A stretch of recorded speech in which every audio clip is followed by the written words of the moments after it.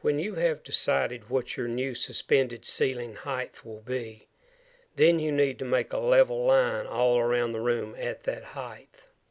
There are several ways of doing that.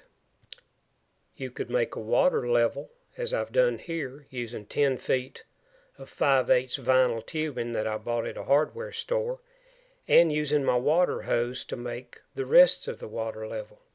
You could also rent a laser level at one of the rental stores, which I tried, but this is a small town, they didn't have one. That's the best option. And finally, you could use a line level, a small bubble level that snaps onto a piece of twine for a line. Now, as you know, a poured slab for a garage is tapered so that the water runs towards the door, so you really can't trust that as a reference point. There are many suspended ceiling manufacturers' websites that you can estimate your material, and there's a lot of information on how to do this project. However, here's the thing with my project.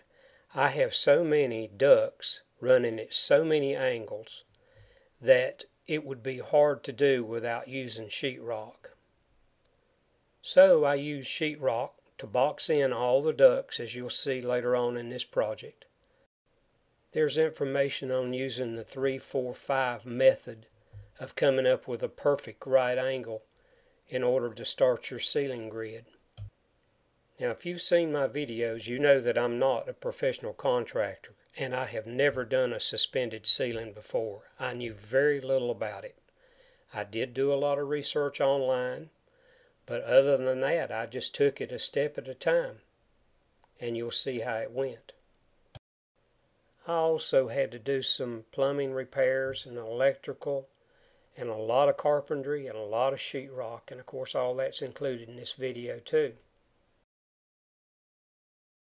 One water level tube is always left at your starting point, at your reference line on the wall, and the other one's moved around to other locations to mark other walls. But this is ever changing, and you have to always measure what I'll call the master tube. You have to measure your measurements there and then transfer them over. I hope that I've explained this well enough. I made reference lines every inch on these water levels, but just disregard that for what we're doing here. I used parts from a hose quick disconnect. I used conduit pipe straps to secure the hose. I used part of an old hose repair kit to fill up my vinyl tube. It just so happens that this tool set was on sale when I started this project, and I needed it because these old Black & Decker drills I had are just about worn out. To do sheetrock work, you'll need a number 2 Phillips bit and a driver as shown here. This is a line level that you use with a piece of twine. This works pretty good. Shown here is a speed square and a small level. This tool is used to transfer angles, and I removed the blade from it, the metal blade, to use the 45 at the end of this blade to cut all my molding.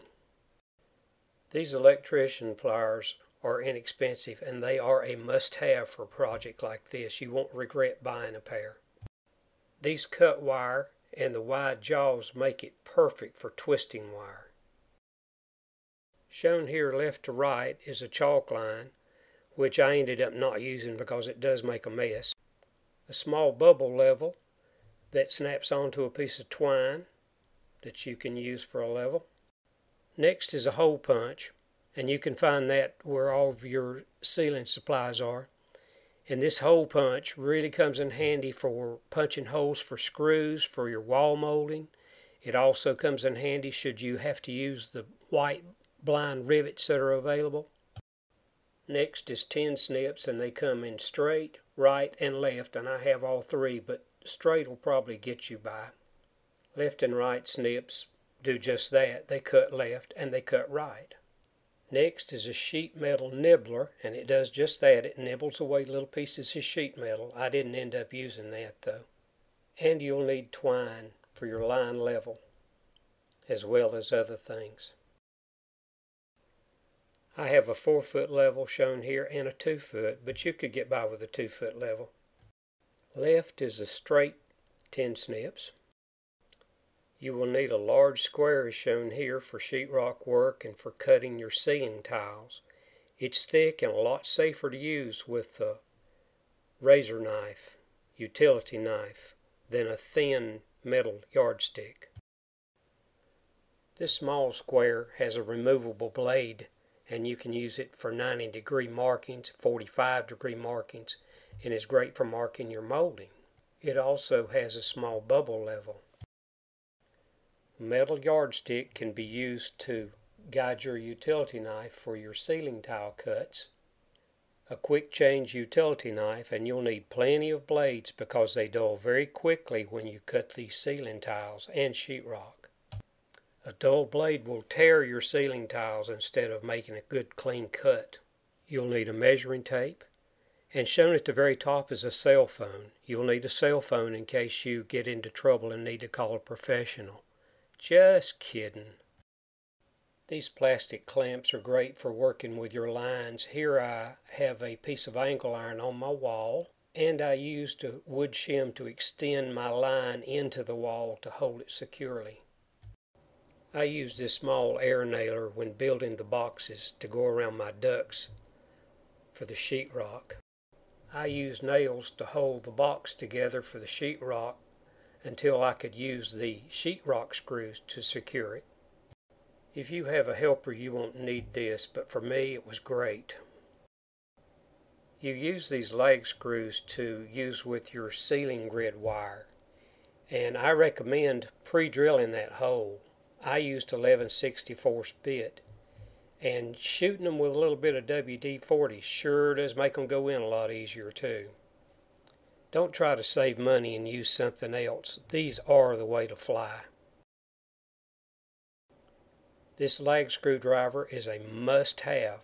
Lube the end of it with a little WD-40 and it'll pull off your lag screw a lot easier. For my 24 by 24 ceiling, I used 2 packs of this ceiling wire. It has 12-pound capacity test. Make sure that you don't have any plumbing leaks before you put your ceiling up. You don't want to ruin ceiling tiles. And I did find a very small pinhole in one of my copper lines.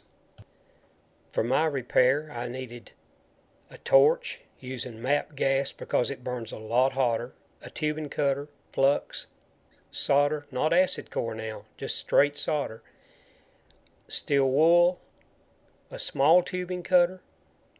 I used 2 couplings and a piece of copper pipe. Closer shot of the solid wire solder and the flux.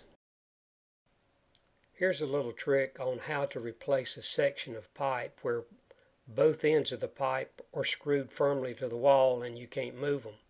You need these couplings to slip over your piece of pipe you cut for the repair, and in order to do that, you have to remove the little dimple shown here right in the center of this coupling. I put it over an extension and tapped it with a small hammer until the little indentation was gone. There's a dimple on each side, and when the dimples were removed, then the coupling would freely slide back and forth on the copper pipe. You use these couplings, of course, to connect copper pipe together. Now you see how the coupling freely slides over the piece of pipe I cut for the repair. I've cleaned that pipe with a piece of steel wool till it's as shiny as a brand new penny. It has to be spotless, perfectly clean. You could use sandpaper or emery cloth, but I prefer steel wool. It works really good. If you've never soldered copper pipe together before, you need to practice on scrap. The main thing is you want the solder to be hot enough to flow into the joints, and it will literally suck it into the joints. Coat your perfectly clean surfaces with flux. Then slide the couplings over the joint.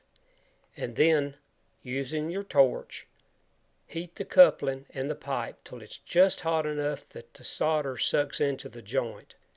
Don't overheat because solder can crystallize, and if it crystallizes it ruins it.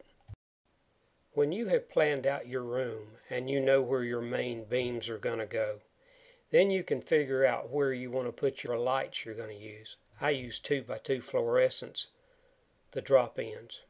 To be continued in part 2.